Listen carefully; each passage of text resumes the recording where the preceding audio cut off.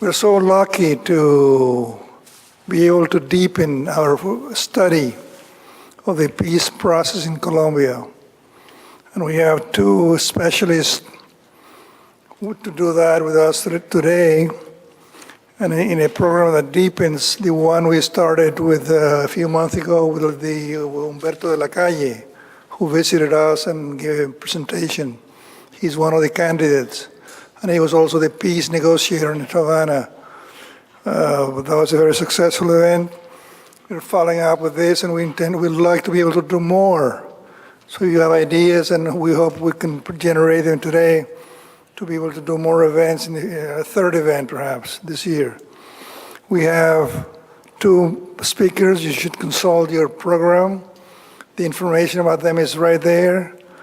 Elvira María Restrepo, she's currently at the University of Miami, and hopefully next year she'll be here at CUNY. Vamos a ver.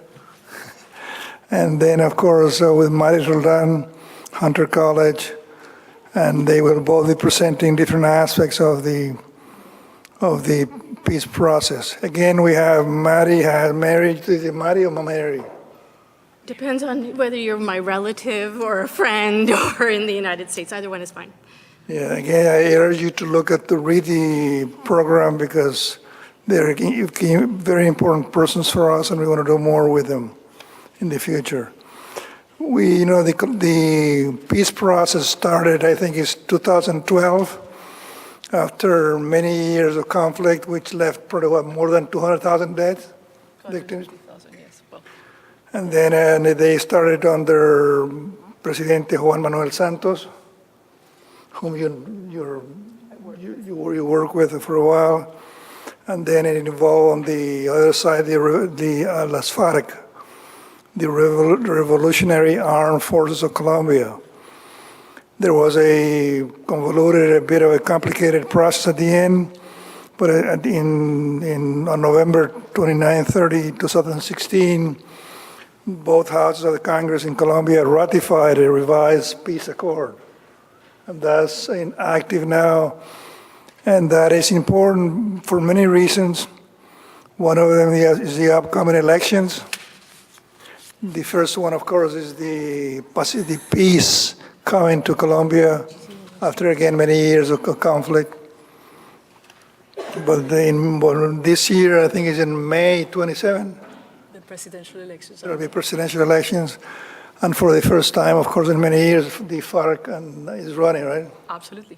They have a candidate. And now we have a very close race, and we want to be able to shed light on that. By the way, we want to do more on South American politics. We have Paraguay, Latin American, Colombia, Mexico, Brazil, and Venezuela, as well as Cuba and Costa Rica will have elections this year. Chile just had them, and there is going to be a changeover. So it's very interesting to watch what is happening. But again, the main reason for us is really the peace process in Colombia and the future of democracy, the accomplishments of democracy in Colombia, and where it is heading in the near future in terms of steering the country in that direction. Again, we have to do politics, an analysis of politics. So I'm going to stop here. We thank you for being here. It's a rainy day, so you will know that hopefully again coffee and tea will warm you up a bit. And we look forward to your advice and ideas that you may have later. Shall we start with you, Maria? Elvira Maria? Yes. We welcome her. She's coming all the way from Colombia. No, from Miami. Not so far away. Shall we welcome her to New York? Aplauso.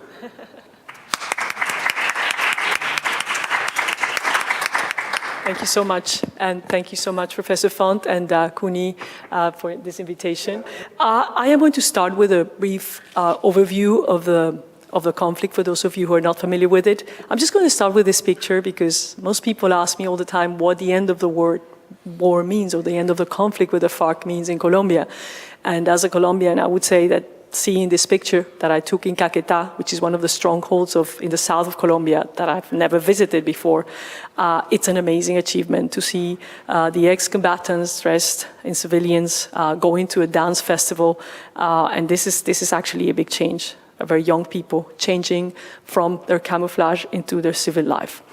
Again, I just want to show this because I think it's an important map to state what I'm going to say.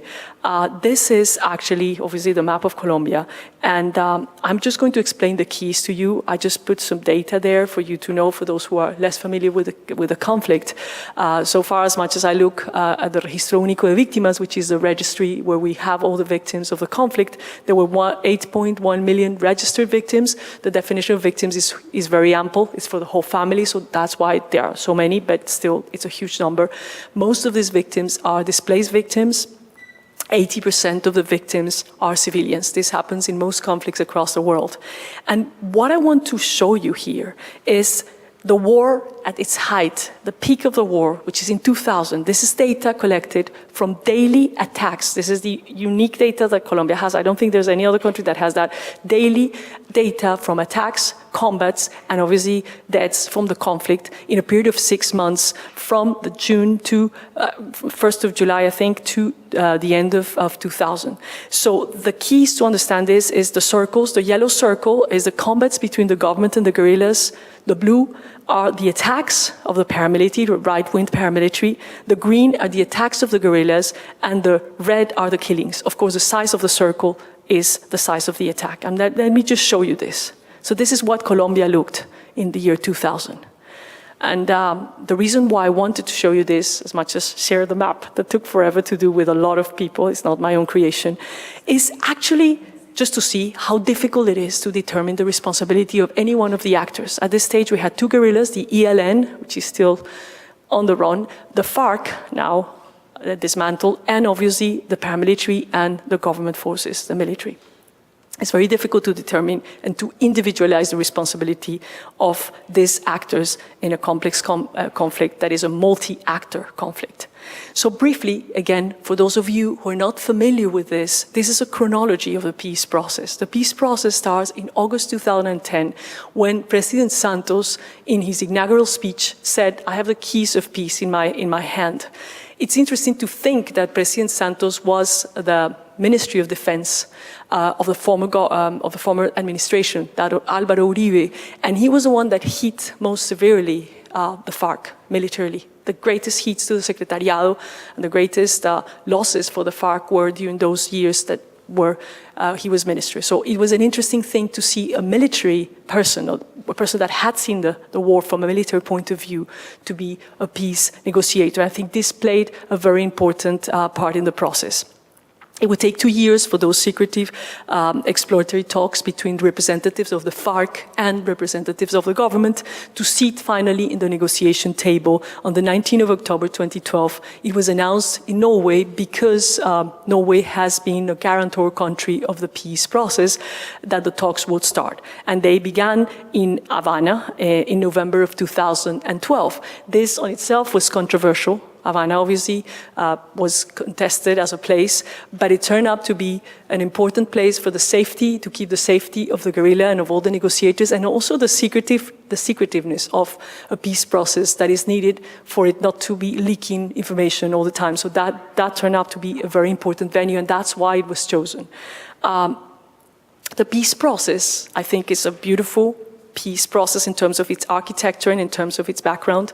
The Oficina del Alto Comisionado para la Paz, which was the office in charge of the peace process, was headed by Sergio Jaramillo, and he actually studied every single peace process that had been made in the world successfully and unsuccessfully, and also the many peace processes that had preceded this one in Colombia, because this was not the first attempt at a peace process.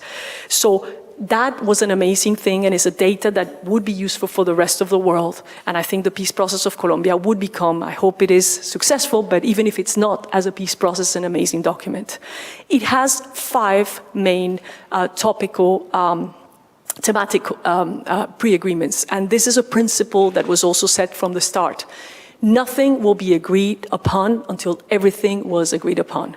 So the main pieces of the peace process are the land reform, and I'm not going to even touch that because I know Mary is an expert in that, and she's going to be talking about as much as she's an expert in it. So I'm not going to talk it, but this was the axe of the agreement, because land has been at the center of the conflict, not just this conflict, but those that preceded. So land is, Colombia has one of the most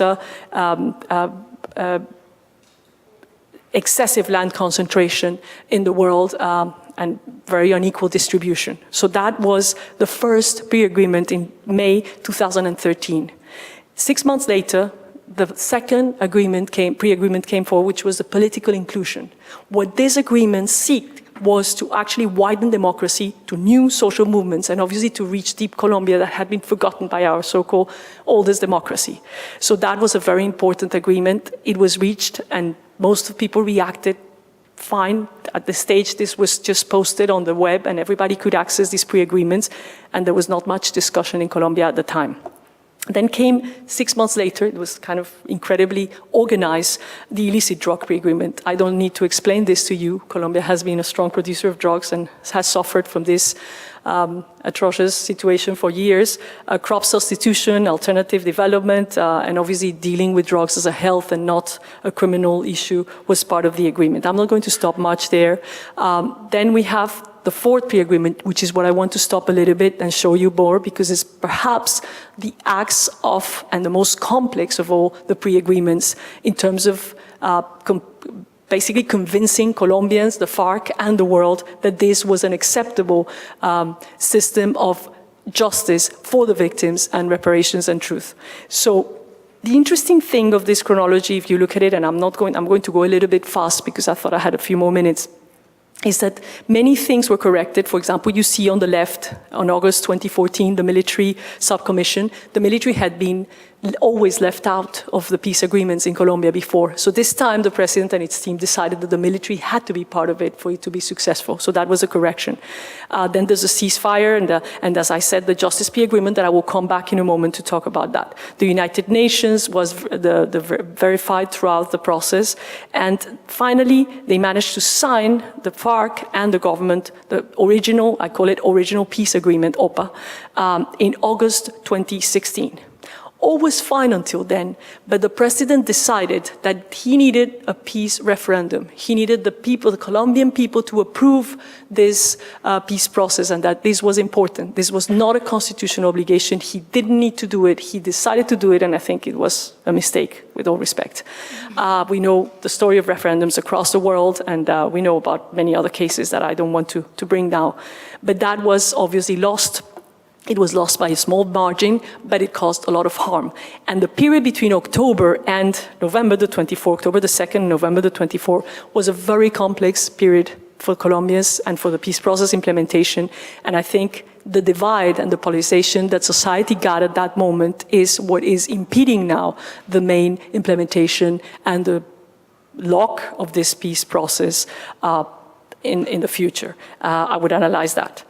So I want to focus, as I said, on the fourth agreement, which is a transitional justice pre-agreement, very briefly.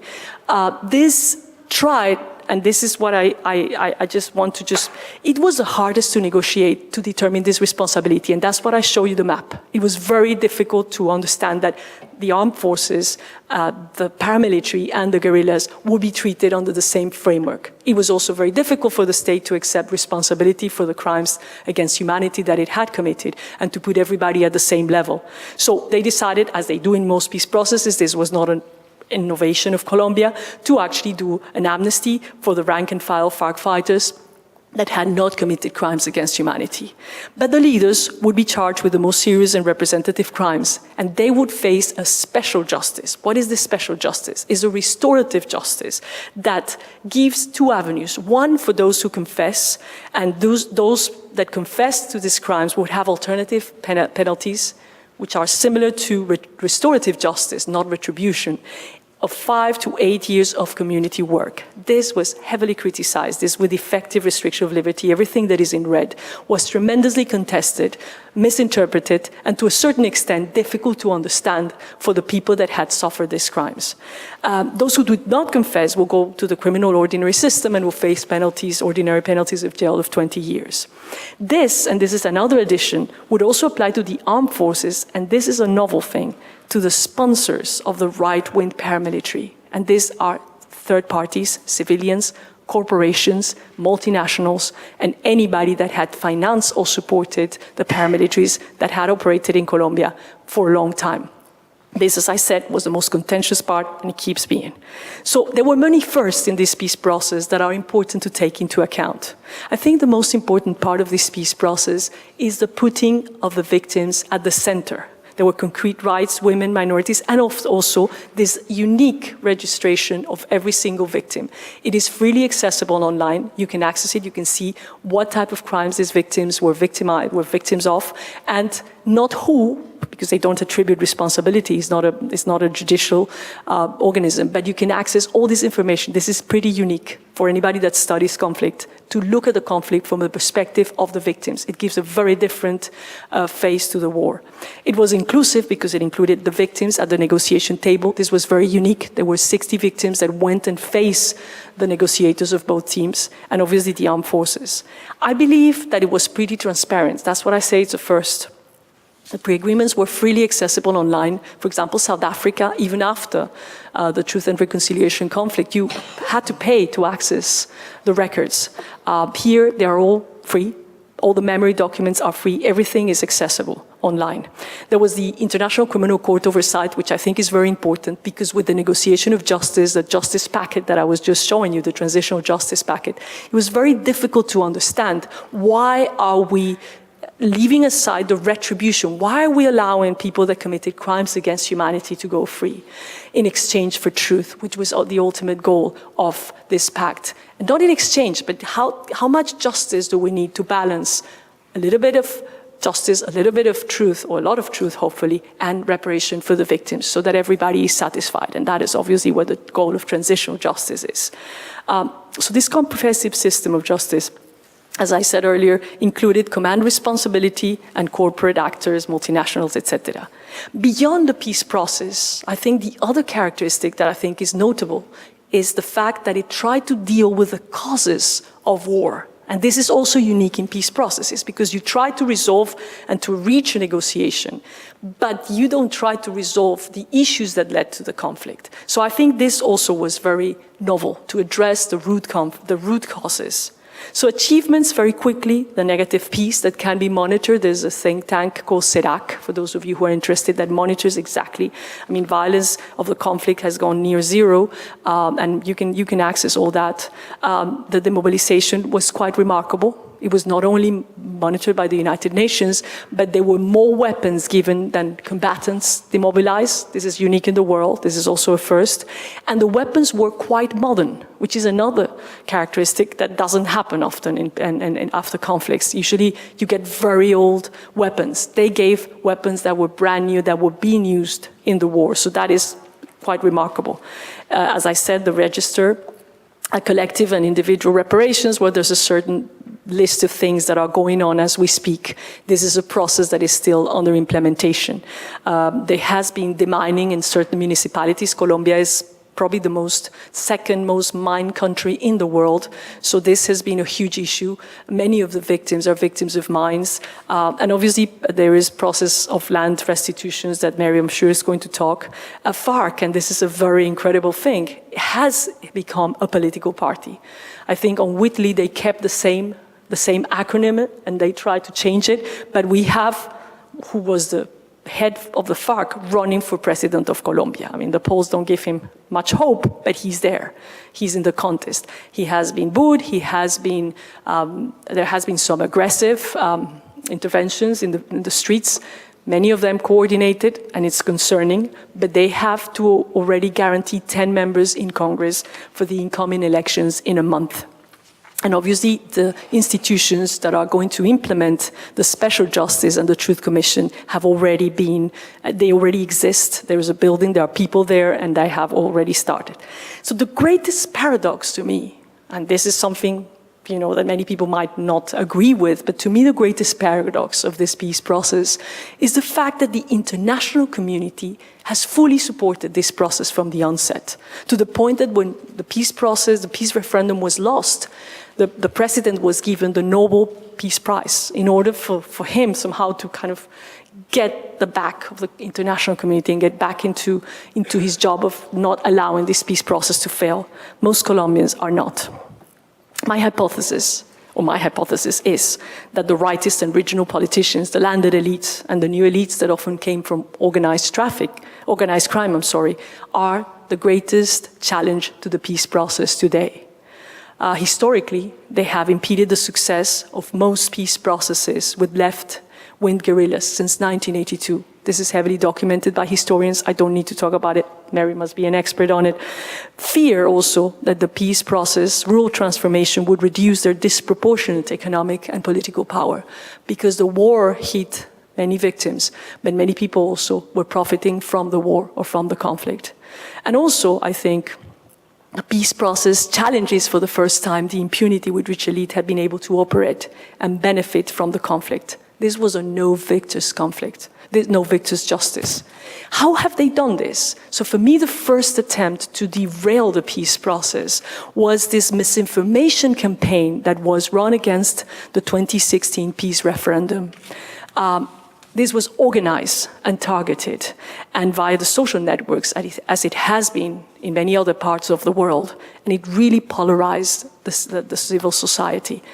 The peace referendum results were briefly 63% of the electorate abstained, so it was only 37% of those that had the capacity to vote that decided, and the critics, the no peace process approval, won for only 60,000 votes. That is a statistical draw because of the margin of error. But the president accepted, and quite rightly, I think, it was defeated, the peace process. I'm not saying it was illegitimate, I'm just saying that it was a tiny amount of votes. I'm not talking about, when I say these, the misinformation and the no's, I'm not talking and I'm not suggesting in any way that people that voted no were all led by this misinformation. There were legitimate reasons not to support the peace process, and many people voted so with legitimate reasons. So I'm not criticizing that fraction, which could be huge, I don't know. But I am criticizing the organized and systematic campaign that invaded not just the radio that is very powerful in Colombia, the local radio, telling people lies, telling pensioners that their pensions will be removed, telling tons of lies that were recorded, but also memes like the one that you're seeing there. For those of you who do not read Spanish, it says, the Cubans are here to organize Colombia as in Venezuela. Santos' peace is frightening. And this is just one of the thousands of posts of memes that were there. This is how the civil society polarization looks in the street. Most of the people, and it's not a great picture, I didn't show it there well, were dressed in black. That was the color. And they had all sorts of things like FARC will be in Congress, which is correct. But it was a very harsh campaign. On the side of the peace, everybody was dressed in white, and there were people with bandanas in their head that's there, and people crying afterwards. So this was the street. But this is what to me is more interesting. This is part of an ongoing work. We still haven't analyzed all the data that I was doing when I was working with the president. This is a team of 6 people with me. We monitor social networks, particularly Facebook, public groups that were actually looking. We used the Facebook public pages and groups, and we monitored anything that had on the search engine, peace process, FARC, Colombian government, anything that had to do with the peace process. And we managed to identify more than 200 groups, 208 exactly, that were dealing with this. And this is when we see very clearly the polarity that these social networks cause. There is a paper that I cited there for those of you who are interested that did the same in Twitter, Nikham et al. In 2017, and comes up to very similar conclusions that we have. In essence, we show the superior engagement of the critics. Those are in red, those against the peace process. Again, I'm saying critics, they could be legitimate critics and not, and blue, those that were supporting, and very little deliberation. The deliberation is in the green light. As you can see, those people that were really honestly trying to deliberate about the peace process, which is what one would expect in a Facebook group, unless you're doing some sort of propaganda, were very, very few. I mean, we're talking about here about 10,000. That's it. What I just want to attract your attention very briefly is that 90% of our Facebook groups, clickbaits, which is basically what you get. Clickbaits are usually sensationalist media that is not humorous or satirical. It's misinformation, or what we call fake news, came from a single fake news site called Oiga Noticias. And this was the predominant link that was used in most of the critics, even in the page of President or former President Álvaro Uribe himself. So that we have plenty of evidence about that. This is the last thing I want to say about this. In controlled clinical trials, they have shown that deception influences people. Up to 30% of people, normal people, intelligent people, educated people, and this is not my work, is Elizabeth Loftus. She's a social psychologist that has experimented this for a long time. So we now know that really this is mattering. This is just quickly the confession of the head of the campaign of Uribe the day after they won the plebiscito, or the peace referendum, saying we wanted people to vote angry, and we didn't care. And he confessed everything, it's recorded. Then he was kicked out of the campaign. The day after, most of the streets of the cities were taken by protesters. This was peaceful protest, mainly led by students, many students that didn't vote, and many people that have voted no, demanding an agreement. This is the second, to me, attempt to derail the peace process through legislative and judicial action. Both the Congress opposition, which initially was President Uribe's party, that had no majority in Congress, but also joined later by rightist groups that were protecting, I think, this same interest, started to derail the peace process by blocking legislation, by slowing the fast-track laws, and also by suing, these are hundreds of lawsuits, every single piece of the agreement. I mean, Vanda Felbat-Brown, who is an expert in organized crime, just said, are they using the same rightist Philippine tactics to derail the peace process in Colombia? Have they learned from that? The third and final, to me, will be the March, less than a month, and May general elections. Colombians are witnessing the same memes and the same daily confrontations that I show you, and just with the meme that I show you. And there are just three political options if one is going to put up all the candidates around. A right-wing populism whose slogan is hacer trizas los acuerdos, destroy the agreements. The left-wing populism, equally harsh. I mean, supports the peace process, but wants to hacer trizas the institutions or change the institutions, and obviously some moderates that I hope will win.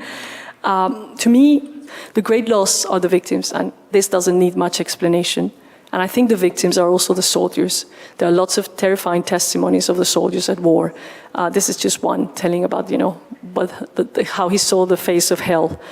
And finally, obviously, I don't know if it's a victim, but I think when you look at the demographics of the FARC, the mobilized population, you see that they're greatly, extremely young people. 30% are women, and half of them have at least one kid. This is incredible. Yeah. Finally, just my final reflections. To me, this is a process that results from negotiation and not rendition. FARC committed atrocious crimes, but so did the paramilitaries and so did the state. There's little chance, many people ask you, for the FARC rearming. They are out.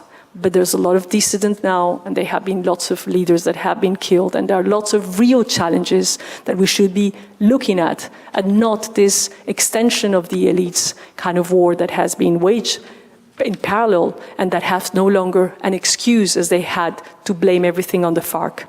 To me, citizens need to engage via deliberation to turn the tide, and that's another project that I will tell you another day. Thank you. Thank you so much. Thank you very much to Professor Mauricio Font for inviting me. It's a pleasure to be here with Maria Elvira. Forgive me, and I apologize in advance for being a little discombobulated. I'd like to attribute it to the fact that I'm the chair of a department in an impoverished university with a constant series of administrative demands. But you'll bear with me. Today what I want to do is actually to briefly situate the peace process within a broader historical context of conflict in Colombia, and in particular the issues that are at stake in the peace process, focusing on the challenges faced at the local level with the implementation of various aspects of the accords, particularly with regard to land restitution, provision of services, and rethinking of the rural economy and its development. These are central elements encompassed by the peace accords, so that the which Maria Elvira so nicely described, the sort of cumulative effect of the accords is intended ultimately to fundamentally transform economic development in the rural countryside, and not only to include people and establish a permanent presence of governance by the Colombian state, but also to finally address many long-standing issues that have affected rural areas. And then I'm going to summarize a little bit, because I think in an eerie, sometimes sad way, they parallel a number of the considerations and challenges that are still present today in Colombia in 2018. So, excuse me, the 2012-2016 peace process that took place in Havana and the 2016 peace accords are in many ways the culmination of much older conflicts in Colombia dating back to La Violencia, the partisan civil war that took place between 1948 and 1958 and is estimated to have resulted in the deaths of 200,000 or more individuals. The statistics vary depending on who you read, and part of that is because it's so difficult to actually quantify, not unlike what is true today. Individuals were killed in remote areas by the time forensic police arrived, if they ever did. What remained were simply vestiges of whatever had happened. It was often the case that deaths were not reported for a very long time, and in a much more gruesome way, individuals who were decapitated or dismembered and thrown into rivers or deposited around the countryside could never finally be reconstituted, and the numbers were impossible to sort of establish. But these are kind of the sort of more or less the figures that operate. The other important statistics are that at least 2 million people were displaced in Colombia in that earlier conflict, and the loss of at least 1 million properties. So keep these in mind as we talk about the peace process today. After the establishment of military rule in June of 1953, former civilian armed groups devolved into either rural banditry or, in some cases, established agrarian self-defense communities, settling in public lands in parts of southeastern Colombia like Tolima and Meta. And you can see those actually on let me go back to you can see that, I think, very clearly on this particular map. Meta, and then Tolima. Look at the southeastern part of Colombia. So at the time, this was a colonial frontier. It was sparsely populated, and it's where people from a variety of different regions who had been displaced had sought refuge. Okay. Displaced from their original areas of residence, these largely peasant communities declined to participate in either the amnesty that was provided by the military government after June of 1953 by General Rojas Pinilla, or they resisted military pacification efforts of the same government that began very seriously in 1955. The members of these agrarian communes on public lands are going to form the nucleus of what will eventually be the FARC, which will begin to organize itself in 1964, and this is the reason for the confusion about dates. It's not until 1966 that they formally declare themselves as the FARC, but they're already organizing in 1964. Okay. The members, in May of 1958, before the transition to civilian rule in August of 1958, the interim military junta established a national investigative commission into the causes and current situation of violence in the national territory that included representatives from the liberal and conservative parties, the Catholic Church, and the armed forces. And I'm telling you this because we can see actually a number of the elements that are going to go into constituting the participation in the peace agreements and negotiations in Havana between 2012 and 2016 had an earlier precedent. In other words, there was already an effort. It fails, but it's nonetheless kind of important to understand that there's been a series of attempts to actually negotiate peace at various moments.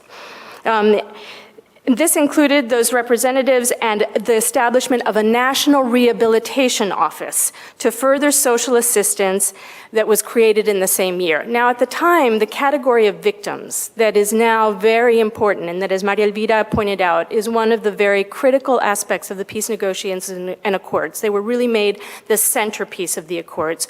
Didn't exist or wasn't defined in the same kind of way that we think about it today, not as individuals, for instance, or as ethnic communities. It was thought of as regions or departments or possibly people who belong to a particular political affiliation. So when they said social assistance to victims, they weren't thinking about specific groups that were closely defined, if you will, when they were thinking about this. It was more generally to extend, if you will, humanitarian assistance to those regions that had been most negatively affected by the violence, which at the time were Tolima. There's going to be some coincidence with today. Viejo Caldas, which included what is today Caldas, Risaralda, and Quindío, and parts of the Cauca and Valle del Cauca. So the southwestern part and the southeastern part in particular of Colombia. Now the purpose of the commission was pacification. This is very interesting because this is a different kind of order to what is going to be true of the peace accords.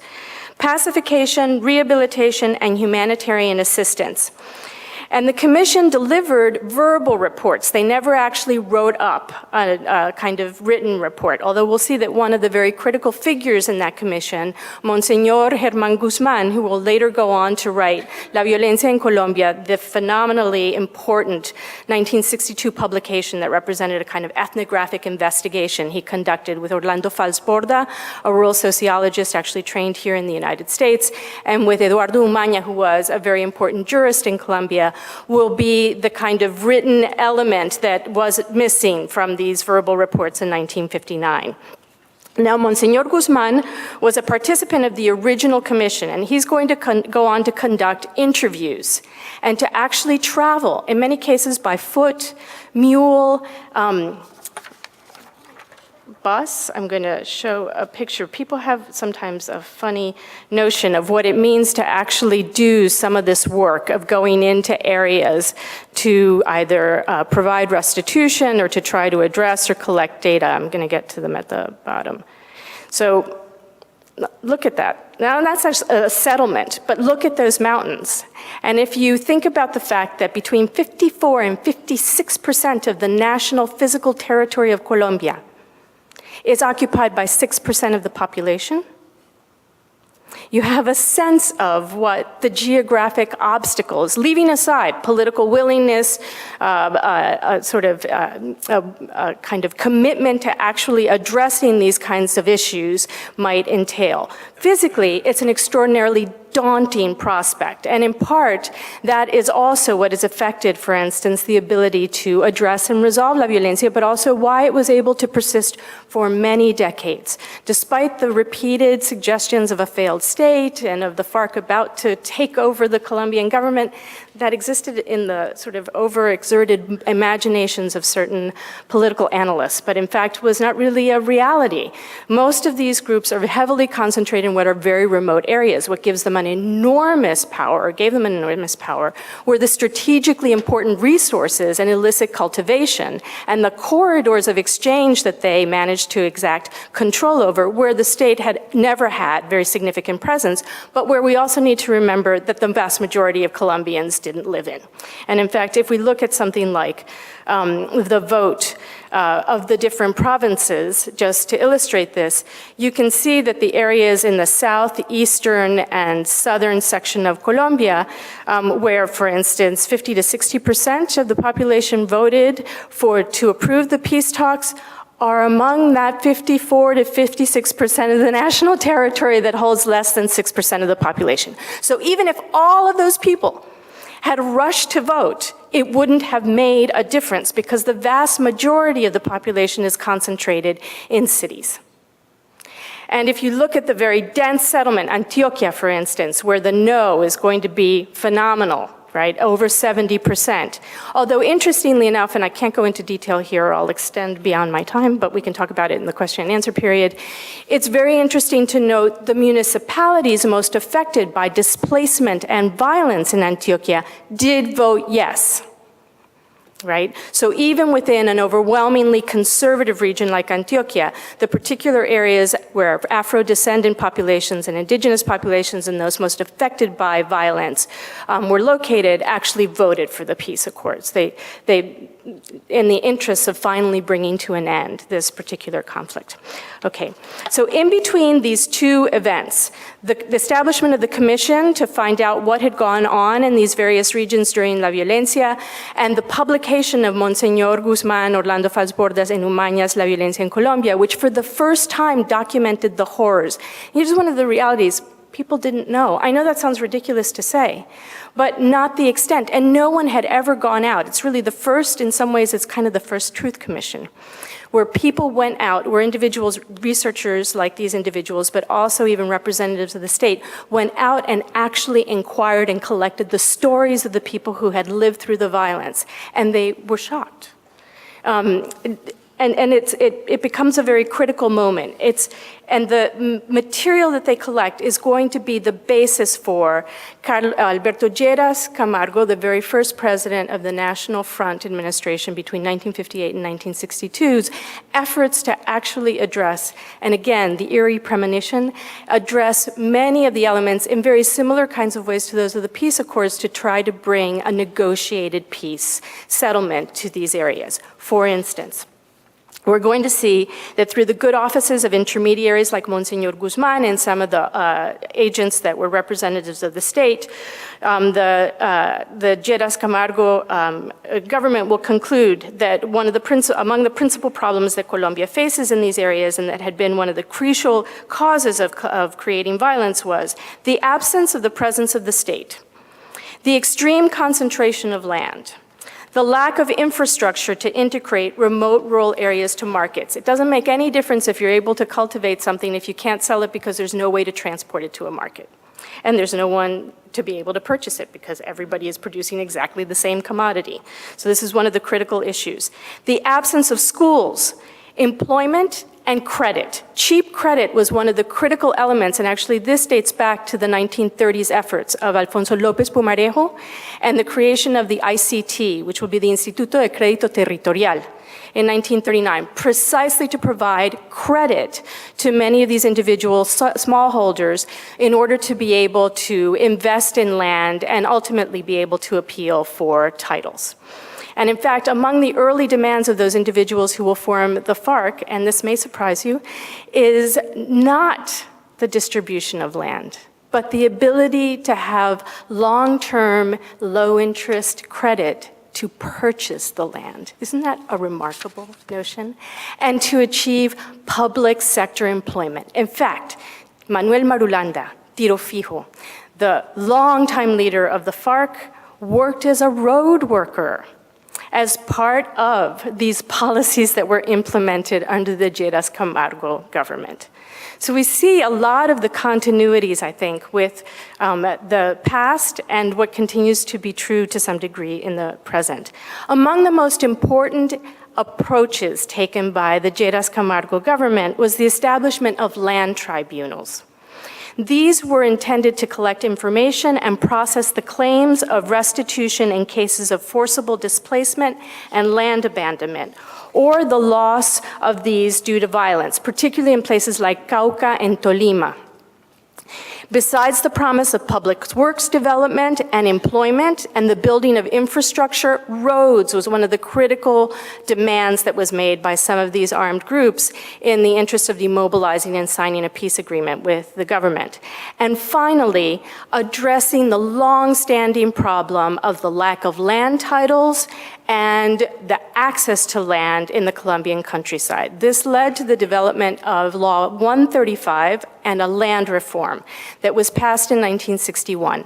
It was far more ambitious in its initial reach, but by the time various critics weighed in, the legislation that was actually passed by Congress, again, in a kind of parallel to today, where we see a Congress that has been very reluctant, it still has not passed the land reform legislation that's needed to comply with the current peace accords. And it's dubious if in the upcoming March congressional elections, because that's the thing, so many things are happening in the next couple of months in Colombia. Congressional elections are in March, and presidential elections are in May. It's dubious that that will go forward, or it's in question, and that's a critical piece of this puzzle. What happened? Because here was a peace negotiation with land restitution, with the provision of credit, with a commitment on the part of the government to establish a presence, to create employment, to build infrastructure, to address long-standing problems. What Maria Elvira just talked about, the Twitter of the 1960s was the radio and the press. And you had an individual like Álvaro Gómez, the son of Laureano Gómez, the longtime right-wing conservative leader, who began to denounce the existence of independent republics and suggested, and remember this is 1963-64 when he begins this attack, and of course it's post-Cuban Missile Crisis, right? It's post the evident failure of the Alliance for Progress. It's the Johnson administration and a move towards, with the support of corporate interests here in the United States, of much more of a militarily focused counterinsurgency policy and a great deal of pressure, and the Colombian military decides to engage in a bombing of what will be Marquetalia and some of the areas where what will be the nucleus of the FARC has been concentrated. The bombing is successful. It doesn't kill very many guerrillas, but it does disperse them, and it appears to be an end to the conflict. It's remarkable to think today that it's estimated that as late as the 1970s, the FARC didn't have more than 5,000 men, and that in 1966, the ELN had 300, and the FARC had about 600. It's a remarkable thing to think about, really, and that this could have been negotiated and nipped in the bud then, but it was not. Now, in the current peace accords, thus, the intent is to address 52 years of conflict dating from 1964 to 2016, when the 4-year negotiation process in Havana culminated in the agreement between the FARC and the Colombian government.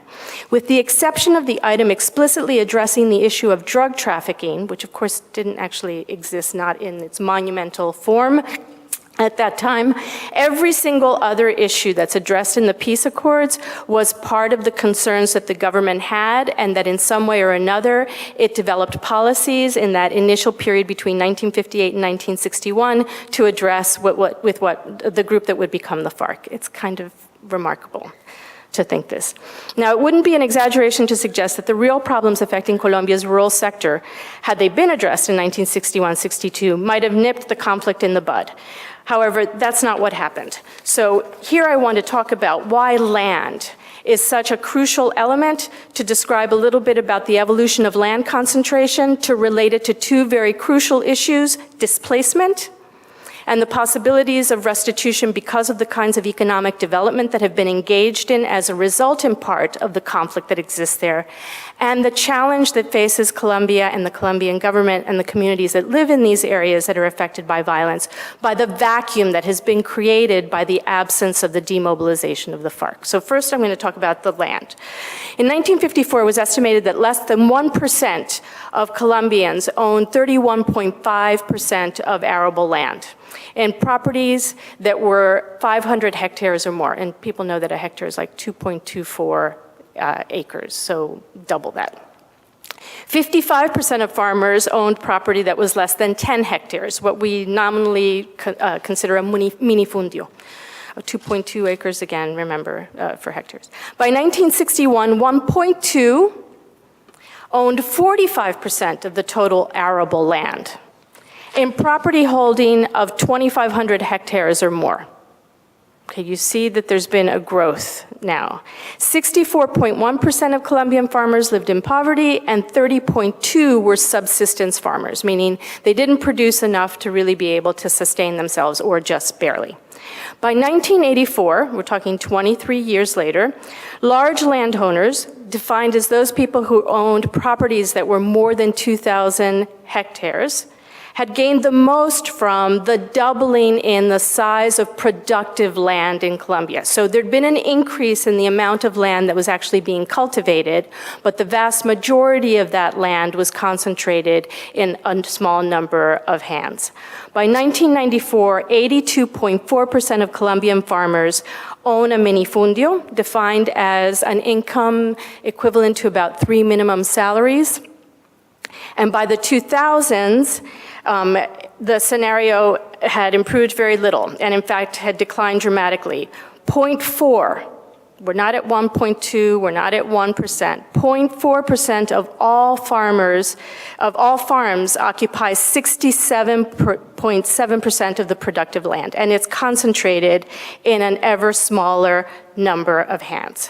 So by 2012, 22% of all of the potential arable land was cultivated in Colombia. That still leaves 78%. The problem is that it's difficult to cultivate some of that land isn't arable. Much of it doesn't have infrastructure. And that's one of the critical elements that the peace accords also attempts to address. Now, why is land concentration so closely linked or intimately linked to the objectives of the peace accords? First of all, because much of that land that is very productive is used to produce illicit crops. So coca, poppy, marijuana, for instance, is devoted to cattle grazing, is concentrated in large agro-capitalist development, specifically soy, sugar, and palm oil.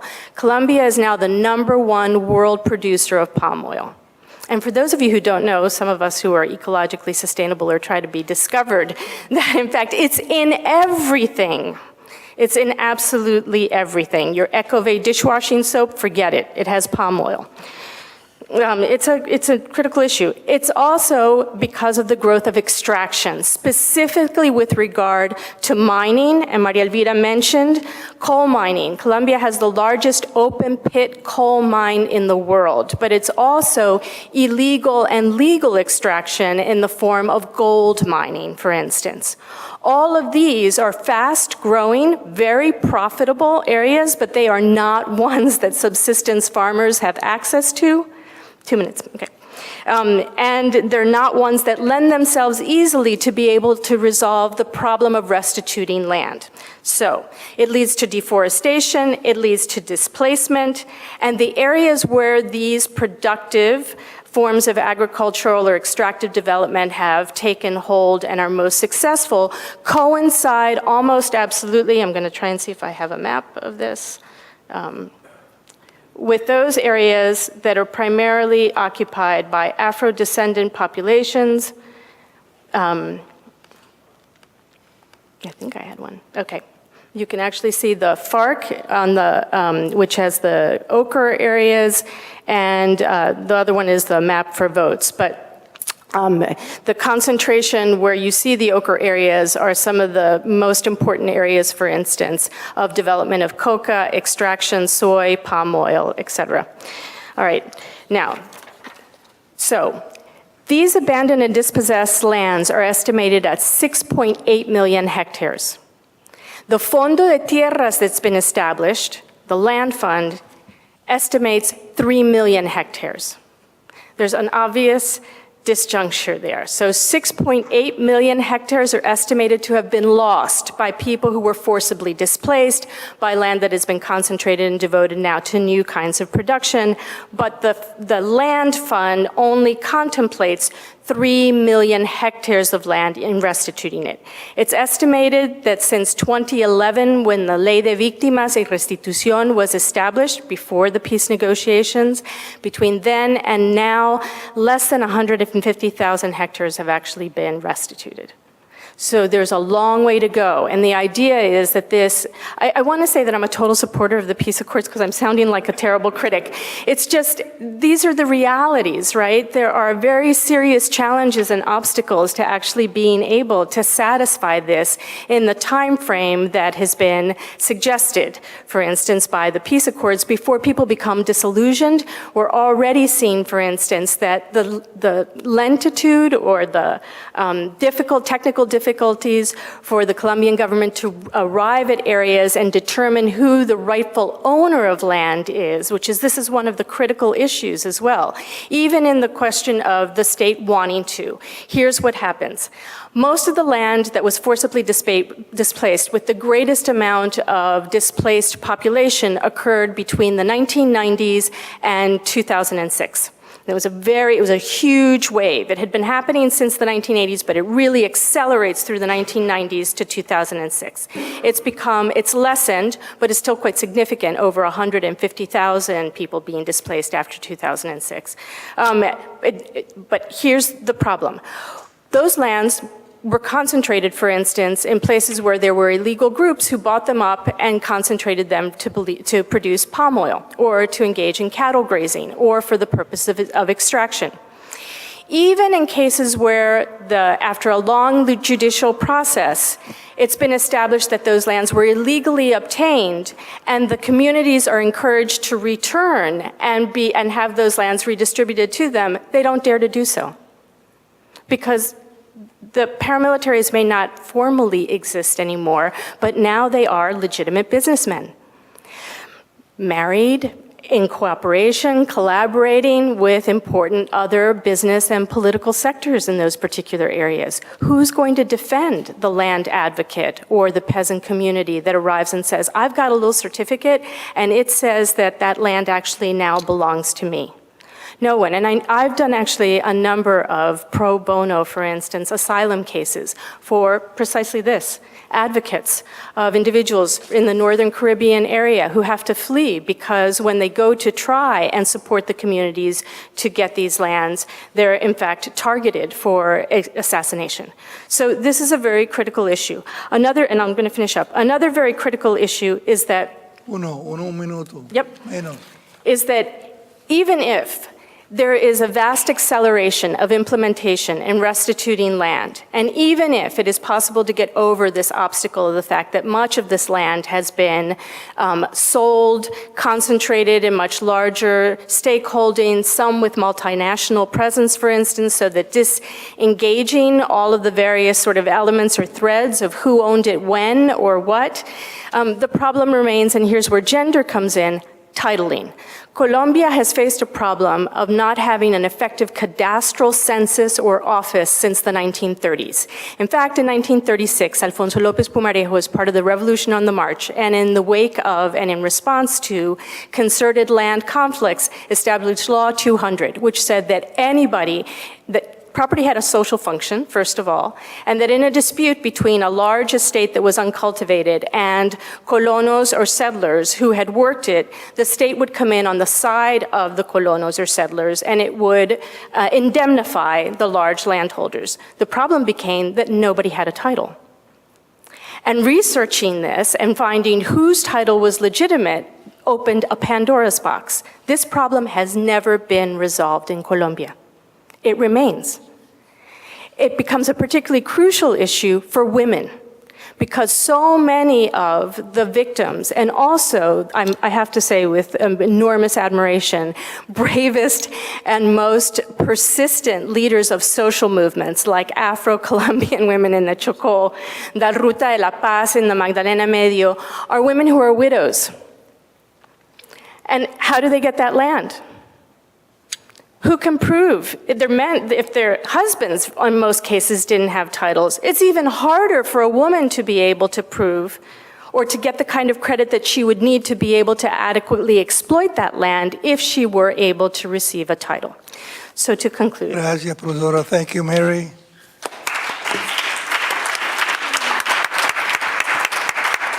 It's amazing.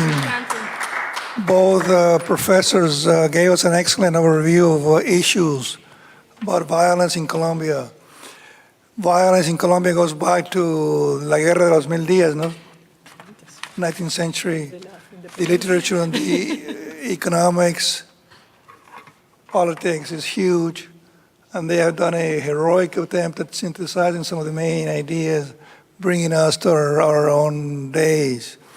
I missed more discussion in spite of all the stuff you did. I'd like to hear more about coffee, historically, café, los cafeteros, those zones. I'd like to hear more about theories of violence, teorías de violencia, no?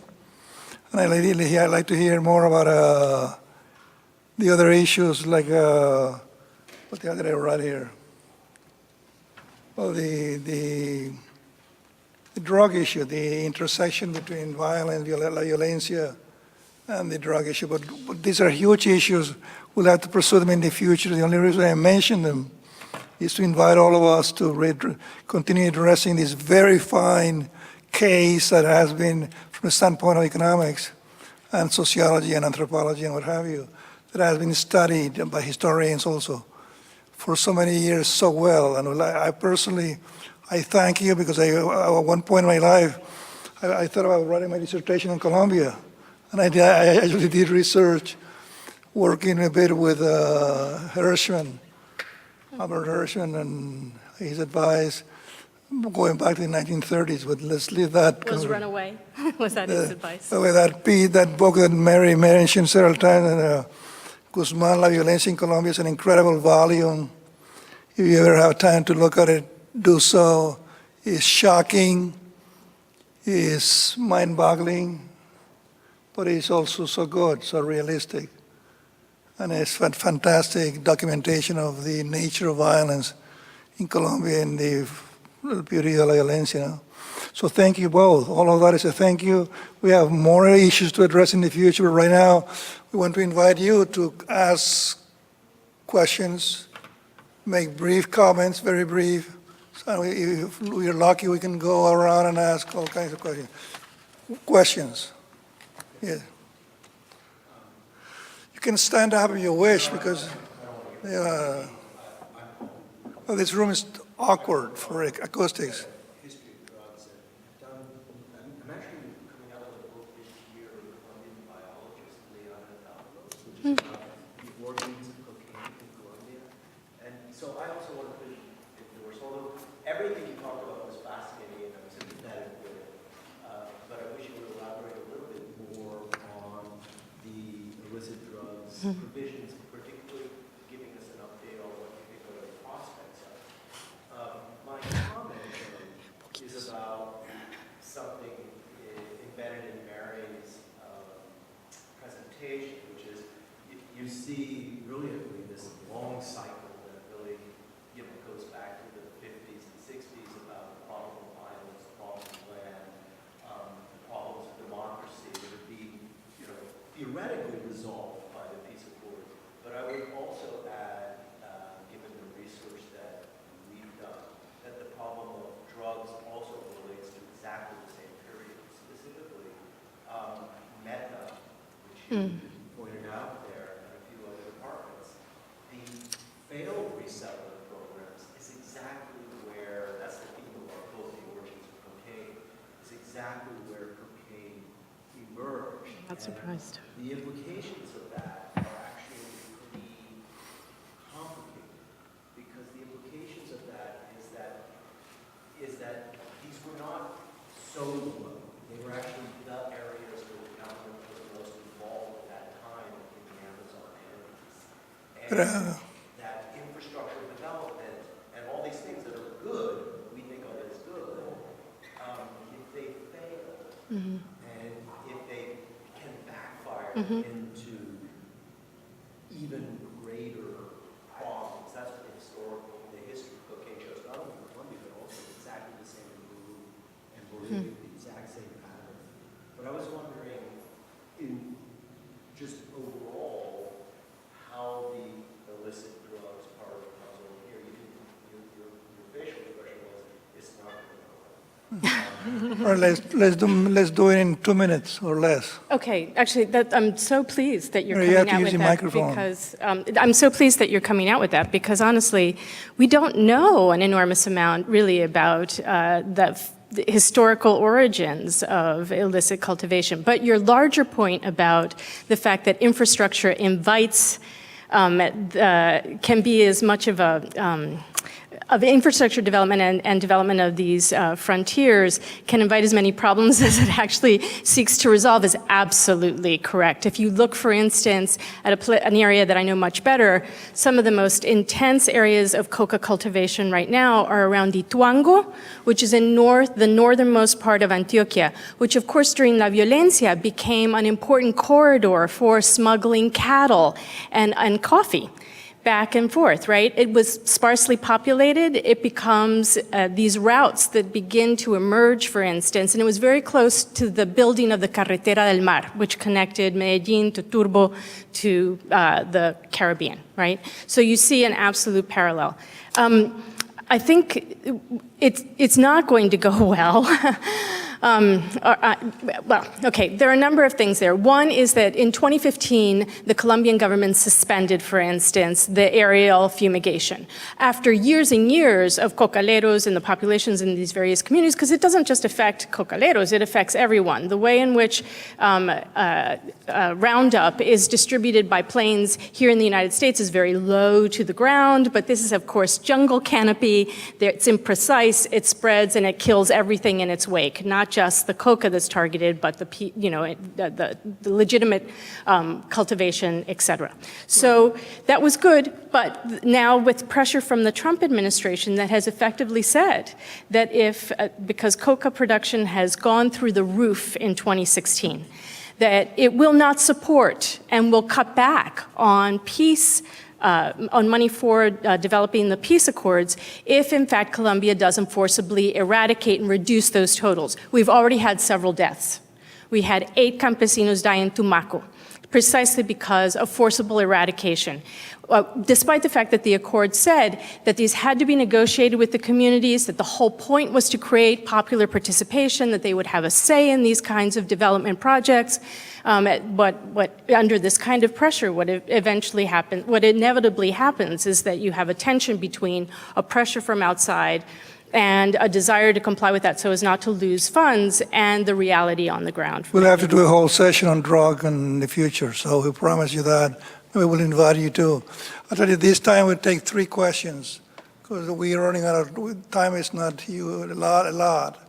And I saw a lot of hands, yours, and yours. And then the next, no. 1, 2, and 3.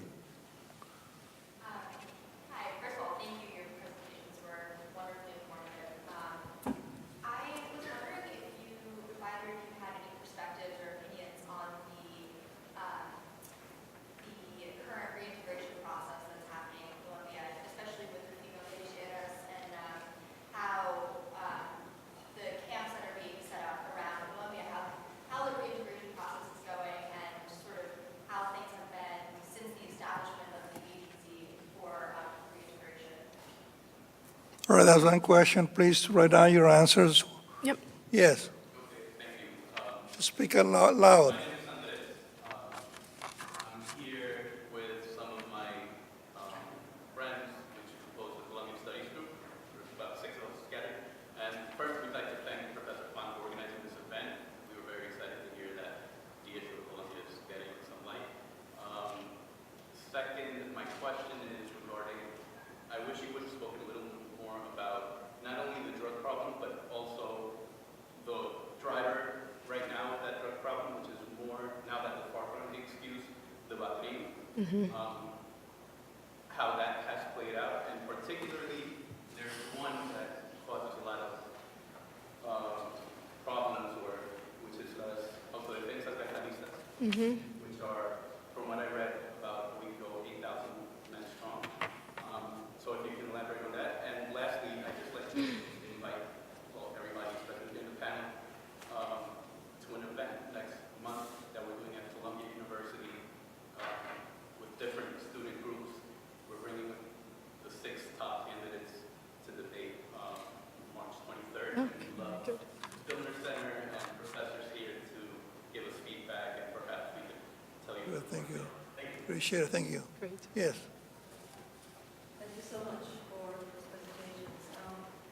There's a vacuum of power with the party right, and from what we hear, I don't know, is that the ALN, the police, the partisans come in, and any agreement with the coca cultivators can be forcibly destroyed, because they want coca cultivation to continue. The state is represented, but what can it do to deal with this vacuum of power that may make the implementation of the peace process? Right, we have 3 questions. If we are economical and efficient with our answers, then we'll have many more questions to entertain. Okay, so thank you for the questions. I'm just going to address the first one on reintegration. I mean, you ask a very complex question because it's difficult to... Louder, please. Is it, the mic is not on? This one is working, I think. Okay, I'm gonna just take that, that's easy. So, can you hear me now? Yeah. So, the reintegration basically was originally, after they demobilized, they were transferred into 26 areas that were called zonas veredales. I mean, there were 3 that were not called like that, but I'm gonna call them zonas veredales, that were actually designed to be in places where either the FARC had presence before, so it was their land. And curiously, the most successful ones have been where the FARC used to operate before, for obvious reasons. For example, Caquetá, which is the one I visited, and it was amazing to see not only the buildings were not so transitory as the regions were meant to be, there were actually proper buildings, and there were lands that had been given according to the commanders that were no longer commanders, but they still had, you know, this power that I think is in the picture that I showed you originally. They had a little kind of, ¿cómo se dice pañoleta? I mean, scarf. Most of the former commanders were having a scarf in the camps, and they were talking with a lot of knowledge. They say, well, no, these people donated land. They had a huge cultivation of pineapple. So those areas that were more in their conquered territories for many years are the ones that are working better because they didn't need so much input of the state. The state provided some infrastructure, but it has been them that built it. It is incredible to see these camps. I have tons of photos, but because they built them as the camps of the guerrilla. They have a communitary kitchen. They have rooms for 6 people. I was thinking, are they still thinking that these people are going to, I mean, no, they're not thinking about families or children. Of course, you see babies. There's a baby boom, I mean, in this. And when you ask about women, I had the chance, I mean, I spent, 2 days in Agua Bonita, Agua Bonita, I forget whether it was anyway, in Caquetá, one of the zonas veredales, and I managed to talk to the women because it's very hard to talk to the women. I managed to talk to them in 2 occasions. Once when I asked them to go to the restroom because I said to the commander, could you please let me go on my own? You know, there's not a lot of cover I want. So I managed to talk to many of the women. The women had 2 stories that are very interesting. There's a growth of this feminism inside the FARC among the youngest and the strongest. I mean, you know, these are very fit women and very young that were influenced by Tanya, by this, I mean, you know the figure of Tanya for non-Colombians is this Dutch, the guerrilla women that joined the guerrillas and influenced and inspired them into feminism. And she was talking to me like a leader in terms of feminism. But there's the other side of the coin, which I saw as well in a centro de salud that was in Florencia, Caquetá, where many of them are waiting for their illnesses to be cured. I mean, this was a woman that had the arm upside down, and one of the commanders said to me, no, it was a mine. And I looked at her and she said, no. And when I managed to talk to her, I could see that many FARC women have suffered a lot. I mean, we know that. I mean, that's not, news. Not only they were forced to, have sterilization and probably abortions, but there is this kind of dominion that you could say, just with the look of this middle rank commanders. And by the structure of the house, when I arrived, this commander, and this is anecdotal, but I think it's interesting on itself, he said to me, what would you like to drink, doctora? And I said, no, I mean, water, whatever, he said, we have pine juice, we have, and he called the women that were in the kitchen, and all the women, all the people that were serving in the kitchen and bringing this were women. So there's this hierarchy and this kind of fear that these women have to talk. So when you ask, I mean, I know this is anecdotal and it probably doesn't tell anything about, the broad panorama, but I think there are 2 kind of sides to that story. And that is a very hard one that I personally want to investigate, because I think it's something that many people don't know. And they have been promoting a lot on the webs, which is what I look in the social webs, that mujeres farianas were very strong. The truth is that, and I've worked with victims, the truth is that victims are amazing leaders in Colombia. I don't know if it happens the same with the FARC women. And I don't know if you can draw a parallel with Salvador, where there's this fascinating book, and I will come back with the book in a moment. I don't want to take more time. I wish I could carry on. Yes, thank you. Let me quickly try to address the question of the vacuum. So two critical areas, and this kind of connects, I'm going to link it to the autodefensas gaitanistas. There are so many groups, and the last question about what's going to happen here. It's very important to realize, as political scientist Ana Arjona, in her really good book, Rebelocracy, which just came out in 2016, argues. One, people have this kind of imagined idea that areas that are affected by violence, or even that Colombia is in a permanent state of chaos, disorder, in which there are no institutions, in which there's no attempts at governance. But that's absolutely false. And in areas, for instance, where whatever armed group it might have been, but let's take the FARC for a minute, where they were present for more than 52 years, you now have several generations of families. They're connected to the FARC, right? And I've studied the Oriente Antioqueño. There, a lot of people had connections to the ELN. They were their brothers, their cousins, their sisters, their children. It's impossible to think of those places as not ones that had institutions that were established and that provided certain things that we associate with the state, and now, with the demobilization, may be gone. One of them is, for instance, adjudicating, right? Deciding, for instance, in conflicts, punishing, enforcing the law. That sounds to us kind of ridiculous, but it's one of the things that people most need in these areas. If someone engages in domestic abuse, and many times these armed groups actually became, depending on who they were, and they didn't act in exactly the same ways despite being the same armed group, in every single region where they operated. That's the other interesting thing that Ana Arjona finds. Coffee, last call. Sorry, Mary. No, that's okay. So one of the things that I want to leave present is that one of the critical issues around the vacuum is that in some of these areas, there were institutions. There was a form of governance.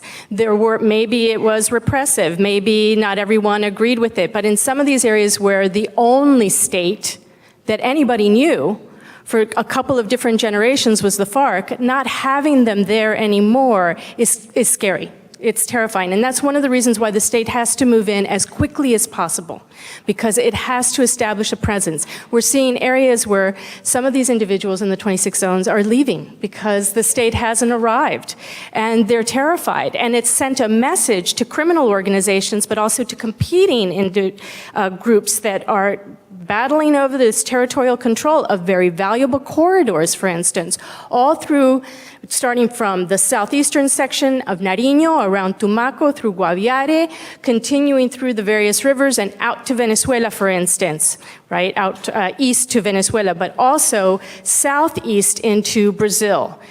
Another critical corridor is around the Chocó. The Gaitanistas, for instance, have entered in a dramatic way. Once the FARC left the Chocó, which is in the Pacific, Western Pacific lowlands, it has been occupied increasingly by these armed groups, because the Pacific is another important export point for illicit commodities. Those corridors of power are ones that are going to be, even in the best case scenario, they're going to be difficult for the state to recuperate. But it becomes imperative that it make an attempt to do so, because if you no longer have the group that maintains some kind of order, and I'm not making a value judgment on the kind of order that they established, and you now have no order, it becomes a feeding ground for all of these competing groups, because the valuable commodities that are located there aren't going to disappear, nor the demand for them, right? Next, did you answer your question? Did we? Yeah, we did. There is Right, we have another round of questions. Let me open that round, which might be the last. No, we still may have time. By asking a question. No, there was just Andres' question about the Preagreements that we didn't address. So, I just want to say that those are the siphons. The Preagreements, Bandas Criminales, for those of you who don't know what that means, that's the acronym. It was the name given when the demobilization of the paramilitaries ended in 2006. So anybody that didn't demobilize, of course, became a criminal. They just changed label. But as Mary said very clearly, there's a recycling of actors in Colombia. And we have a database that is amazing that looks at many soldiers who were trained in the military that didn't have a job, ended up in the guerrillas. It depended really on the geographical part where your family or where you happen to be. And exactly. So there is a recycling. I've met guerrillas that have been in the paramilitary, and I've met military that have been both. So the Preagreements to me are the siphon of all these ills, and obviously the dissidents of all these wars would always find a place. I mean, this is a very simplistic, and just because of time, I don't know if you want to add something. Well, it's just, part of it is the profits are so extraordinary, right? I mean, and so the idea of being able to combat this through forcible eradication or through repression, that is both the cultivation of coca and the elimination of these groups that struggle to control the territories where it's grown and its profits, is a little bit ludicrous in a way. It's not that you shouldn't, I don't support, and I do, attempting to establish a governmental presence and order and in these particular areas, but eradicating drug production, I'm a skeptic. Let me open the next round of questions with my own question. Who's going to win the elections on May 27? Yeah, that's and why? question. And possibly more important, who will be the two runoff contenders in June? Well, it's not going to be the FARC. And then what does that mean for Colombian democracy? And Mary, you talk about institutions. Whatever happened to the parties? Conservadores, liberales. So that's my question, one The question. parties finally disappeared. Yes. Finally. Alfonso. Thank you very much. My name is Alfonso. Yes. Running out of time.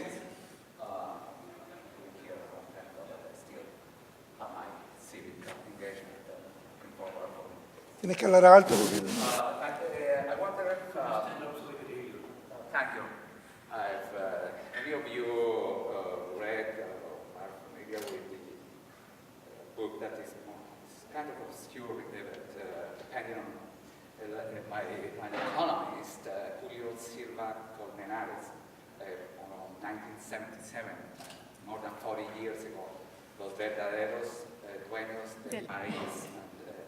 And my question is pointed towards what is the real attitude of, in my book, the verdaderos dueños del país can be comprised to los tres cacaos, as we call them, who own everything that you might think of, the Sindicato Antioqueño, a loose group of entrepreneurs with a strong regional identity, and who I understand that are very, very invested in the mining issue. And then there is that gray or not so gray area of the criminals turning into legitimate.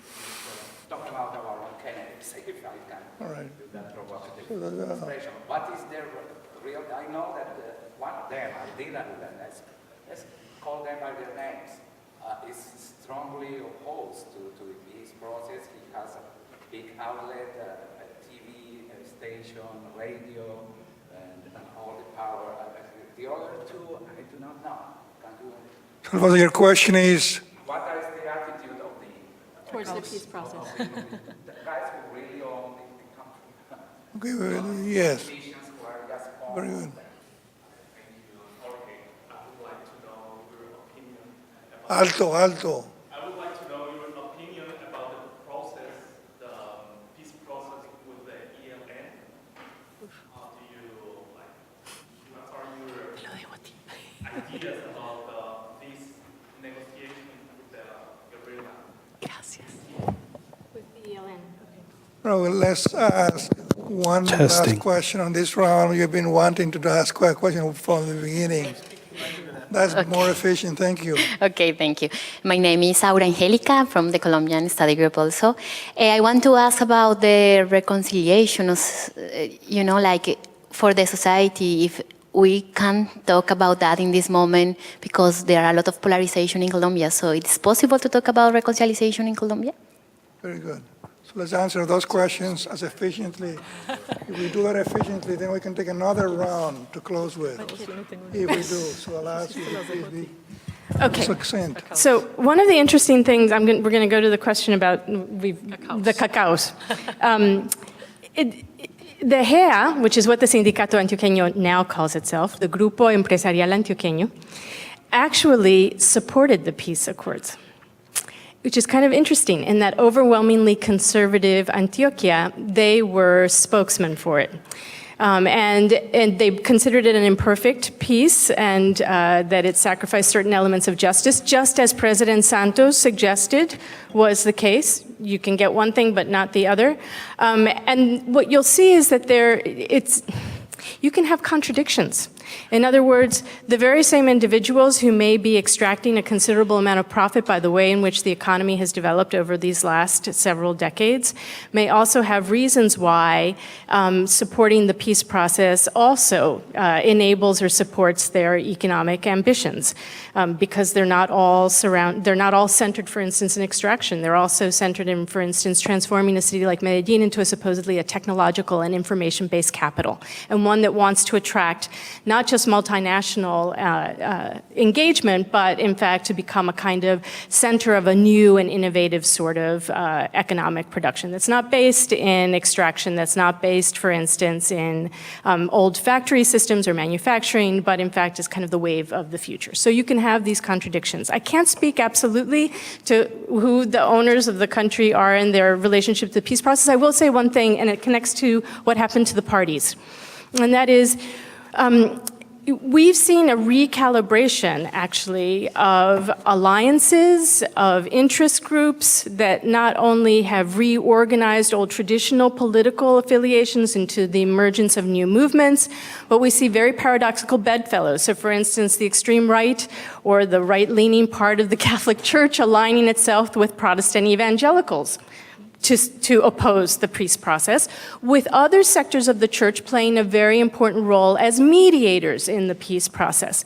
So it's difficult to speak in monolithic terms in the context of Colombia, I think. And I'm sorry if that's a poor answer to your question, but it's more that one of the things we're going to have to be studying from now on is the ways in which these decades of violence and of reorganization of land and production, but also of political networks, as individuals who may have been paramilitaries or may have collaborated with other established elites in certain sectors, now also influence local and regional politics. And that can, and necessarily have an influence at a national level too, because they elect individuals who serve in Congress. Right? And that has an impact in the kinds of legislation that's passed, the sort of policies that are endorsed, and the possibilities for the peace process and the accords to actually be implemented. I can't give you, I don't have a crystal ball. I'm concerned about the congressional elections, to be honest, that are coming up in March. Question. The others? You want to do the... I'm going to take Aura Angelica's reconciliation. I think it's a very important question. That was what I intended to talk in the second part. I didn't have the chance, not because I know a lot about it, but because I know that is the axe of any peace process. If you look at the stats in terms of, the peace processes that are successful, we know that more or less 50% of the peace processes revert into war after 5 years. Those are the statistics that exist of the world conflict. And of the 50% that remain, if we look at the glass half full, a huge percentage of those remain at a limbo, just of a negative peace. I mean, the absence of violence and not really a reconciliation, which is what would be the positive Galton's definition of reconciliation. So my take on that is Colombia is not necessarily polarized because of the peace process. I think that was a catalyzer. I think it's not necessarily that. But the power, and that's why I was looking at deception, is something that is really amazing. It's a new field to me. The power of not just the social networks, but the radio. The radio is very powerful in Colombia, the local radio stations, and there is a lot of literature, and historians have dealt with that in an incredible manner, are extremely powerful because we are subjects of what surrounds us. So, I mean, I think this is a much more complex reconciliation than the peace process. The thing is that the FARC, for many years, was the excuse of both the politicians, the elites, and everybody to blame something. It was the siphon of all ills. Drug trafficking to the side because they were called the biggest cartel, which, I mean, I'm I don't think they were, but anyway, they help. But the truth is that the truth reconciliation is complex. It needs a lot of education, and it starts from there, and it starts from having access to schools. You were talking about that. I mean, if you look at the map of Colombia, I mean, the lack of roads, these vías terciarias that are being kind of, I mean, it just doesn't happen. It's as disconnected. And I think the sad thing, and when Mary did that, everything that I said that the peace process was trying to resolve is issues that have been there for more than a century. We're not talking about issues that were created 20 years ago. So the process of reconciliation would take a long time. It can happen, and I think my bet is to work with the young people, not because I gave up on us because we're older, but because it is then when you can start to create the culture of reconciliation and use all the experiments, which to me are deliberation, that should be taught as a method of alternative resolution of mecanismo alternativo de resolución de conflictos. Please forgive my English. I can say it and that's one of the things, because part of the reason why people miss and the vacuums, and I come back to you, and there's a lot been written about it, is because these orders, the paramilitary and the guerrillas, were effective resolution of conflict. And the people may not have been in the best situation, but at least they have some sort of order, which the state in Colombia has been unable to produce in most of the country. So I think part of it comes with that. Anyway. The ELN, right? I'll try to get to that. Oh, that's such a hard question, honestly. So the negotiations, I've actually spoken to people who were part of the negotiating table, including as both mediators or supporters, and who had participated in the FARC negotiations, and they said the ELN is really the hardest in many ways, because they are, whereas many individuals in the FARC might have let go of their ideological commitments at some point, or it was more negotiable. The ELN have not. They have an ideology. It's an ideology that they stick to. It's very shaped in part also by kind of social Catholicism and a whole liberation theology element about social equality, or about addressing social inequality, I should say. And they've hardened. What we're seeing, and this, I get it from the news because it's not like I'm in these areas to be able to test this, but one of the things that has happened is that some FARC who became non-combatants and who have become disillusioned have left and joined the ELN, but even more so, that's a small group, even more so FARC dissidents. For instance, the First Front from the very beginning said, we're not participating in the negotiation. We are not taking part. And so we're going to continue producing illicit commodities, and they are very important in that particular regard. And so certain dissidents who didn't agree with the peace accords, or who are concerned that they're going to be, and I didn't have a chance to mention this, but in the back of the mind of the FARC is the extermination of the Unión Patriótica, right? 3,500 to 5,000 people who were killed when they tried to create a leftist movement in the late 1985, and by 1993 had been effectively eliminated, including 2 presidential candidates. So there's a terrible fear that if protection and security is absent, and so an option becomes, and we go back to an original point made by Maria Elvira, become joining another group, then that's what a certain number of individuals are doing. So right now, it's a cipher because they've conducted several bombings. The FARC, in fact, accused the ELN of I don't know if you know this, that on a political campaign, 3 FARC members were killed. And the congressional, Cartagena, the congressional candidate was absent, so he wasn't actually, he was spared. But the individuals who were there to talk to the community and establish sort of the logistics for an event were eliminated. And it's now the ELN that the FARC is actually accusing of having conducted that. So it could be a bargaining tactic. We have a long history of seeing that at particular moments, guerrilla groups, when they want to capture the attention of the government or be able to negotiate more favorable terms, or if they see that there are problems in this particular case, they can observe what's happened with the FARC, they may take a very hard line in an effort to, in fact, elicit a greater sort of capitulation on the part of the state. There's an extraordinary preoccupation, I'll just end with this, that because of what has happened over the last year and because of what it looks like the congressional elections or the presidential elections may be, that significant aspects of the peace accords will not be passed, and that, in fact, it may be possible that there will be sufficient support from the group who led the no to actually counteract. And so the ELN's current hard line, re-engaging, the ceasefire is over, the talks have been suspended, but temporarily may be a reaction to that. It's a guess. You know, you're not answering my question. Oh, I'm sorry, what was it? That is fine. Let me rephrase my question for the last round. Is the current, you actually answer in part, but let me fully address the question. Do you believe the current party dynamics, its impact on the peace process will be positive or negative in the next 3, 4, 5 months? What is the relation? That's one question. So I'm rephrasing the question that I asked before. Hopefully this time I'll have better luck with the answer. But I can wait, and if it is not answered, that's fine. Yes. This is the last round of questions. Last round.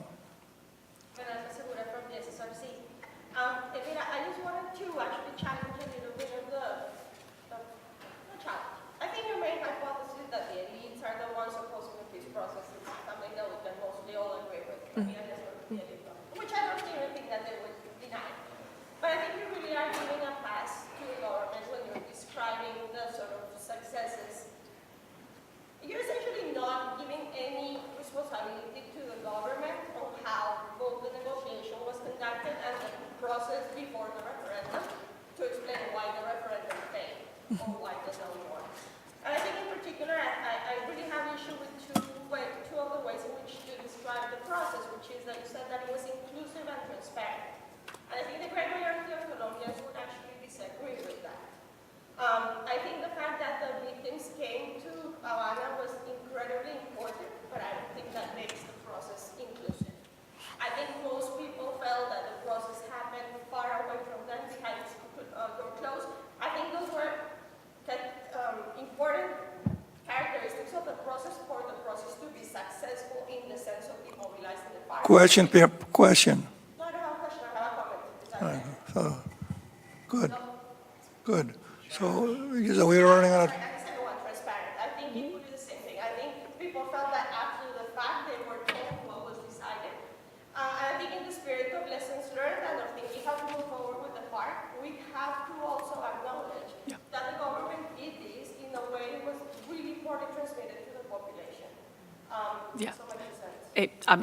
I saw a hand here. I saw two hands before. I only see one now. Go ahead, please. Again, last round of questions. Alto. As Dr. Mary told us, last time in 1980-something, the guerrilla went to the political regular process, and it cost over 5,000 leaders, a lot of people that died. Can you tell us if something has changed in the society, in the institutions, in the general context of the actual situation? All right. I saw a hand here before. No? Okay, that's it. Those are the questions. Yes. We have to speak loud and be brief.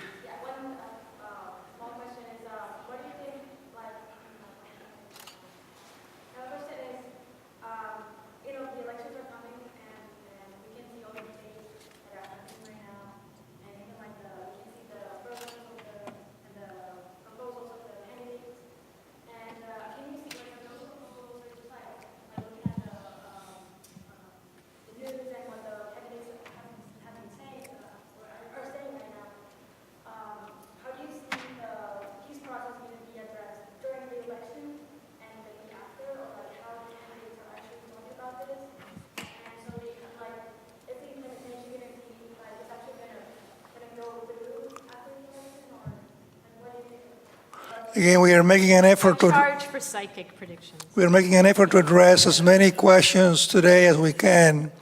We would be very happy to schedule other events in the future. I see a lot of enthusiasm, a lot of energy for the Colombia, for the peace process, and engaging it intellectually. And we are willing to do our part if that is, we'd love to do it. So send us comments, express your enthusiasm, and we'll keep doing something like this in the future if you want us to do it. Alfonso, you don't look convinced. So let's set a reply. I'm sorry for my call, go ahead. Mauricio's question and the last question are kind of the same question, which is, can we make a prediction about... But again, my question is, what's likely to happen to the peace process given the political dynamics? Parties. So one thing to keep in mind, and for those who don't know, Germán Vargas Lleras, who is the front runner right now, I think it's reasonable to say that. I don't say it with happiness, but who was the former vice president of Juan Manuel Santos and who was committed when he was a member of his government to supporting the peace process, came out very strongly for the no afterwards, once he declared his candidacy. And he has been aligning himself with the Centro Democrático that's led by Álvaro Uribe, the former president of Colombia. And there are strong candidates, for instance, among the evangelical Christians, Vivian Morales, certain other individuals who have made it very clear, maybe they wouldn't reject the entirety of the peace accords, but that they would want to modify certain aspects of it and that there were significant aspects of it that they didn't agree with. It's really hard to predict, you know, how that's going to turn out. If Vargas Llosa I wish it was. I'm sorry. If Vargas Lleras win, I just read a book review of his latest book. Sorry about that. He did improve. If Vargas Lleras wins, I think it's going to be tough because I think he's attempted to, he's been very muscular in his denunciation of the peace accords. I just want to add one thing to the party politics. Please. And just... Alto. It's not working? Here. Yes. Yeah, okay, I'm going to talk here. No, just a short thing. I mean, I agree with what has been said, and obviously we cannot tell who would win. We're hoping for something better. And the polls are notoriously bad. Look at what about the plebiscite, absolutely. Right? So I think there is certain, and this is an optimist note to close this, there's an optimist thing of the irreversibility, I'm sorry, I couldn't say that well, of the victim. I think the victim has become a central actor. We cannot reverse many of this, and that's what I think, and that's what I mean, clumsily tried to show in a rush. I think the axe of the agreement, I think the land is the axe, and it's tied with the victim's right. I think they go together because it's all those IDPs and all those numbers that I showed you is because, I mean, I don't know, 7+, they keep changing, but it's 7.2 million Colombians were forcibly displaced, and many of those lands were obviously taken because at least they had a piece of land. Mm-hmm. There is a new kind of a research that was published in a thesis of a student at the University of Miami that is very valuable because he studied 3 pieces of land of Colombia deeply into the municipalities, looking at the land, and I will put you in contact with this person. And what you see is, again, that the land issue varies according to the regions, according to whether there's coca or there's minería or there are other types of palma africana, etc. So there is a lot of diversity there. But one thing that is constant to me is the strength of the victims movements that precede this process. They have been there for, many have become political actors, and many are much stronger than what we think because they had lost absolutely anything and they have nothing else to lose. So these people are tremendously strong, and I have a great hope that that bit cannot be reversed. Also because in my law, when I was a lawyer, there is a certain constitutionality to the part of the victims' transitional justice agreement. The land, unfortunately, doesn't have that standard, but the victims' one does. So that's the positive note. Now, Renata, I mean, I agree with the challenges. When I put that, I was just trying to say that in the context of the existing peace processes of Colombia and the world, this is perhaps the most inclusive, and I should have said it, and thank you so much for pointing out my mistake, the most transparent and inclusive. I don't think it's perfect. I think it's full of imperfect things. To begin with, the lack of pedagogy, the lack of explanation, the kind of, even how do you say that word? I forgot, but the kind of thought by the president himself and his team that they were going to win the referendum. That was terrible. That was absolutely horrible. Yes, thank you. And when I work, I learn a lot of that. I mean, you know, firsthand, I've always been in academia. I just wanted to see what the government looked like. And it was, francamente, despelote. It was really sad to see how poorly managed that was and how they undermined Colombian society by, you know, assuming that dressing in white and flying doves everywhere was enough for people to accept. And that's what I said. There are many legitimate no's. And that's why I'm very careful when I say that. And I really mean it. I think it's no perfect at all. I was just meaning on the standard of the existing peace processes. And thank you so much, and I will correct that. Well, I think this one works. The question about, has anything changed that might mean that that kind of extermination that happened to the UP from 1985 to 1993 can be avoided this time around? Actually, it links up with Maria Elvira's comment. I also would like to highlight the fact that I think, first of all, a peace process is that. It's a process. It's going to take at least a generation, if not more. This is not something, this whole idea of post-conflict, you know, forget it. There is no post-conflict. It's a process of building peace, and it's going to take a long time. I do think that one of the significant differences now to what it might have been 20 or 30 years ago is that there is a foundation of social movements and of individuals who have really been hardened in this process of, and have been working towards forms of humanitarian acercamiento, towards dialogues for a long time in their individual, for instance, localities where they encountered violence for the first time. And now they're translating that and becoming not only activists, but running for local offices, regional offices. I think that's really positive, actually. And I think that that's what wasn't there in the 1980s and 1990s, that now there is a much, it's still small, but a critical mass of individuals who have really been sort of forged in the last 20 years, particularly since the aughts, I would say, since about 2000 and something. Just in the north of Colombia, one divides Colombia in two. The north part of Colombia has 3,000 women movements. Yeah, and that's just kind of amazing. That have been identified. It's in one of the informes de memoria histórica. It's quite remarkable, and they're very, very strong. They're political, and they also have economic. They have corporations. There's a city of women. I mean, they're just amazing things. There's now a new city of women ex-combatants in Guaviare that I'm dying to go and visit. So these are strongholds, and when you go there, it's not just, you know, it's really political, economic, and social strong people that, as I said, have nothing to lose and have lost everything. So. Ahí dejamos la discusión. Let's stop right here. I want to thank again two wonderful presentations, Professora Elvira María Restrepo and Mary Roldán. Again, a round of applause.